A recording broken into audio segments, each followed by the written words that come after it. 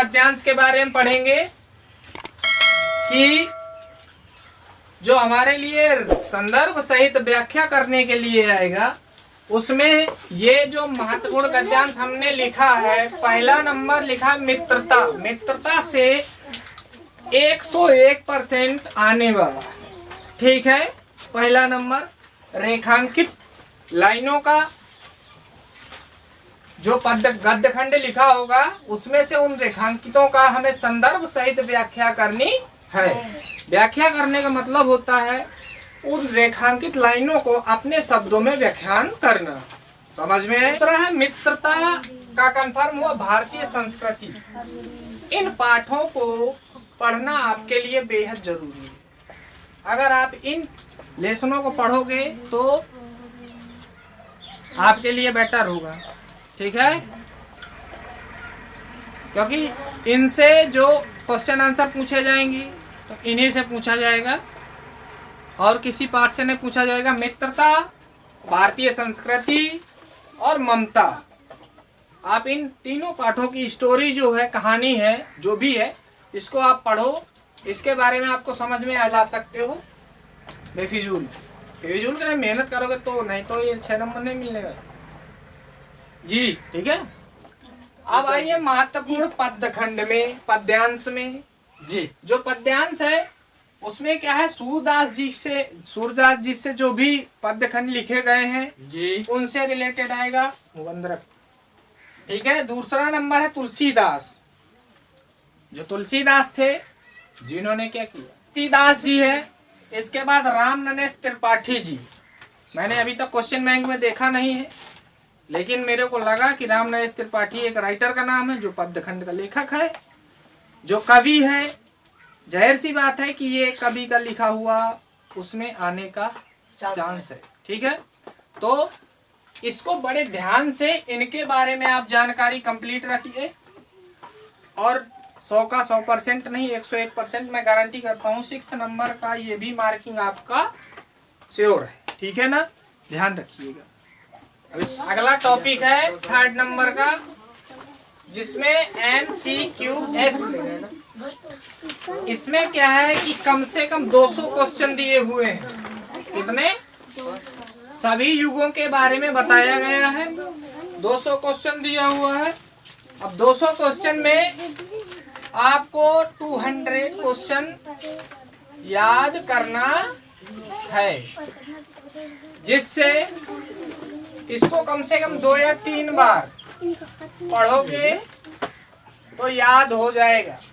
तो विकल्पीय क्वेश्चन होते हैं 20 नंबर का। अकेले ये 20 नंबर लाने के लिए एक्टिव है, ठीक है।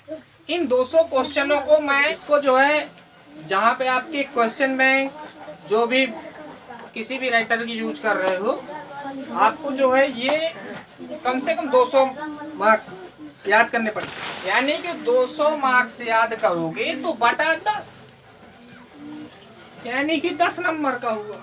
तब 0 से 0 कैंसिल होगा तो हमारे पास बचेगा 20 नंबर याद मिलेगा इसमें। इसलिए इसमें से 200 नंबर ही करना आपको जरूरी है 100%। क्वेश्चन बैंक में बैक साइड में जाइए, आपको ये लिखा हुआ मिलेगा, उसमें आपको 200 क्वेश्चन मिलेगा। 200 में 200 लर्न करिए और 20 नंबर मुझसे ले जाइए, ठीक है ना। पहला तो ये हो गया 20 नंबर का आपका। चलिए अब नेक्स्ट टॉपिक को देखते हैं। तो पहला नंबर इसमें एक श्लोक आने वाला है, ठीक है। और संस्कृत के प्रश्नोत्तर, संस्कृत के प्रश्नोत्तर जैसे, चलिए श्लोक के माध्यम से सब लोग शांत हैं। संस्कृत के प्रश्नोत्तर, श्लोक तो मैं लिखवा दूंगा, ठीक है, लेकिन जो संस्कृत के प्रश्नोत्तर हैं उनके बारे में पहला चैप्टर मैंने यहाँ पे लिख दिया है कि वीरः वीरेण पूज्यते। दूसरा चैप्टर है, तीसरा है देश भक्तः सुभाष चंद्र बोस। इसमें है आपको क्वेश्चन पूछे जाएंगे, केन किम वर्धते, तीसरा नंबर में आप इसको लिख सकते हो, नहीं तो अगला है तीसरा नंबर हम भारतीय संस्कृति। भारतीय संस्कृति,